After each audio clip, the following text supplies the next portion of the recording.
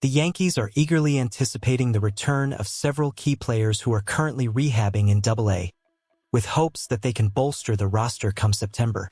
Among these players, starting pitcher Clark Schmidt and veteran first baseman Anthony Rizzo are the most notable. However, there's another name that fans should keep an eye on: relief pitcher Ian Hamilton. His potential impact on the Yankees bullpen should not be underestimated as he works his way back from a lengthy injury absence. If you are a fan of the Yankees, write "Go Yankees" in the comments and subscribe to the channel.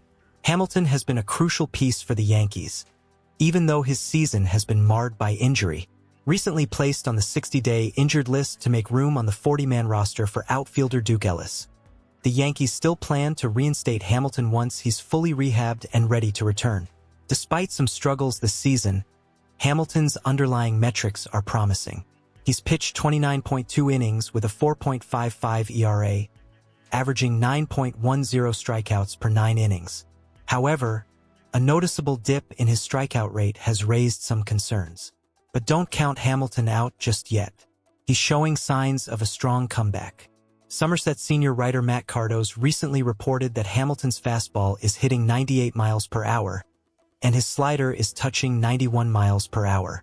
In his latest outing, he pitched 2.1 scoreless innings, striking out 6 batters and showcasing a slider with impressive movement. If he continues to progress, the Yankees could be gaining a valuable asset in September, just in time to strengthen their bullpen for a playoff push. Hamilton's return could be just what the Yankees need. Last season, Hamilton was a revelation after joining the Bombers from Chicago and Minnesota.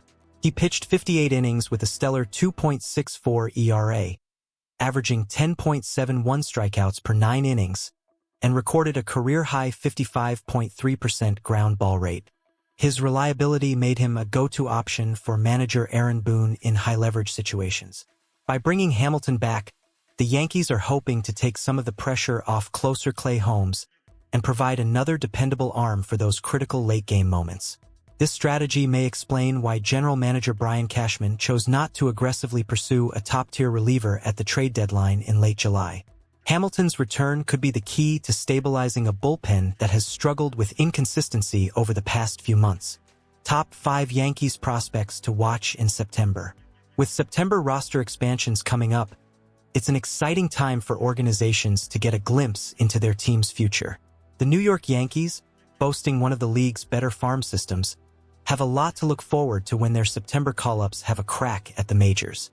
Some of them could even have a significant impact down the stretch as the Yanks aim for the AL East title. Here are the top 5 Yankees prospects who could be summoned from the minors and produce come September. If you're a fan of the Yankees, write "Go Yankees" in the comments and subscribe to the channel. 5. TJ Rumfield. The 24-year-old from Virginia has quietly put together a very solid season in Scranton/Wilkes-Barre. In 95 AAA games, TJ Rumfield has smacked 12 homers with 59 RBIs, not to mention boasting an OPS of .806. He's also a defensive whiz at first base, winning a minor league Gold Glove with Double-A Somerset last year. When Anthony Rizzo fractured his arm in June, the Yanks could have called up Rumfield to replace him, but they ended up choosing fellow first baseman Ben Rice, who has been on the MLB roster ever since. Both players are lefties with big frames, and they performed similarly in the minors. With Rice's hot start long gone, the Yankees could very well take the opportunity to see how Rumfield fares at first base before Rizzo returns. For Yondrys Gomez. Hailing from Venezuela and standing at a sizable 6 feet 3 inches, Yondrys Gomez has been one of Scranton/Wilkes-Barre's best starters in 2024. The right-hander has posted a 3.97 ERA over 18 starts, along with 71 strikeouts over 68 innings. Most impressively, his BAA of .201 is first on the Rail Riders with at least 8 GS. His repertoire consists of 5 pitches, including 4 breaking pitches. His fastball peaks at 93 to 94 miles per hour, but it is still effective because he can consistently locate it and mix it in with his off-speed pitches. Not to mention, he has an extension of 7.1 feet, which is similar to that of fireballers like Aroldis Chapman. This makes the ball appear faster to the hitter, which makes up for his lack of velocity. Having already appeared in 6 major league games, 5-24, Gomez is one of the Yankees' more exciting pitchers in AAA. If given a shot, he has the stuff necessary to succeed in the majors. 3. Jorbit Vivas. The 23-year-old second baseman Jorbit Vivas has been touted as a solid contact hitter ever since he signed with the Los Angeles Dodgers out of Venezuela in 2017. While he hasn't put up numbers that reflect his hitting ability, he always finds a way to get on base.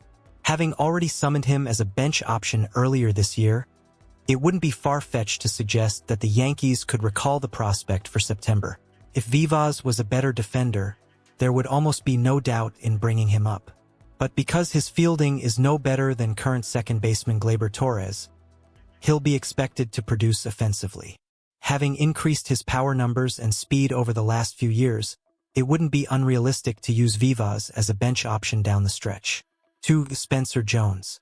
The Yankees' number 2 prospect according to MLB Pipeline, Spencer Jones, has not lived up to the hype thus far in 2024.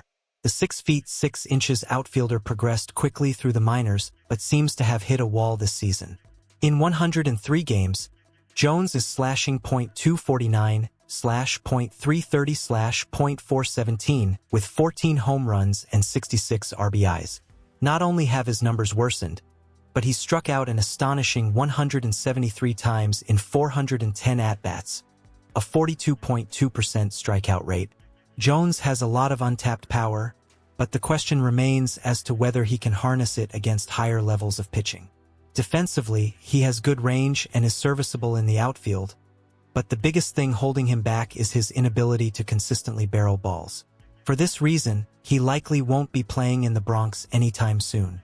But it would be interesting if it happens, and he could showcase the raw power that earned him so much excitement. For now, though, Yankees fans will probably have to wait a little while longer to see him in pinstripes. 1. Jason Dominguez. Well, there's no surprise here. Jason Dominguez has been one of baseball's most hyped prospects in recent memory, and when he debuted last season, he lived up to it. That is, until his elbow gave out on him. Having rehabbed from tearing his UCL and made his way back to Scranton/Wilkes-Barre, Yankees fans have been relentlessly bashing Brian Cashman for keeping him in the minors. Although Cashman clearly doesn't want to replace anyone on the active roster with Dominguez, Alex Verdugo's struggles have made it apparent that the Yankees need someone else in left field if they want to make a deep run in the postseason. Not only would playing the 21-year-old Dominguez provide a spark to the team, but he has already proved that he can succeed at the major league level, so there's no reason to start a guy who is holding the team back. Let's face it, everyone in baseball wants to see Dominguez play. There's no point in keeping him in the minors when he could be helping the team when they need it most. But regardless, there is plenty of reason to be excited about the Martian, and he is almost certainly going to be seeing some action in September. Yankees first baseman woes could end with veterans' return. Coming into 2024, the Yankees had little reason to believe that production at first base would be as bad as it has been. And not only has it been bad, but it's also arguably been their biggest liability this season. If you are a fan of the Yankees, write "Go Yankees" in the comments and subscribe to the channel. Before sustaining a concussion in May of 23, veteran first baseman Anthony Rizzo was one of the stronger pieces of an otherwise mediocre Yankee lineup. Unfortunately for the 35-year-old, his production since the injury has dipped significantly. Before fracturing his arm this June, Rizzo was hitting a meek .223/.289/.341 with an OPS plus of 76. Things may be turning around for Rizzo, however. Having started a rehab assignment with the Somerset Patriots, AA, he'll soon be back in the Bronx. However, this doesn't solve the problem of who the Yankees' starting first baseman will become October. More than an issue, the Yankees' current lineup has notably been very top-heavy, with Aaron Judge and Juan Soto seemingly carrying the offense on their backs at times. While players like Anthony Volpe and Alex Verdugo have been inconsistent in their contributions to the offense, the Yankees have had disastrously low production from their first baseman. Going by OPS, they've had the second worst production from first base in all of MLB, just ahead of the Houston Astros. Former batting champion DJ LeMahieu has been one of baseball's worst hitters, owning a WRC plus of 50. Rookie Ben Rice has had an unacceptably long cold streak after hitting .294 with 4 homers in his first 17 games. As mentioned, Rizzo has had an unusually terrible season. The Yankees clearly need to resolve this problem, but at this point in the season, it doesn't look like they can. Can Rizzo return to form? Unless LeMahieu or Rice goes on an unlikely hot streak, it appears that Rizzo is the Yanks' only hope.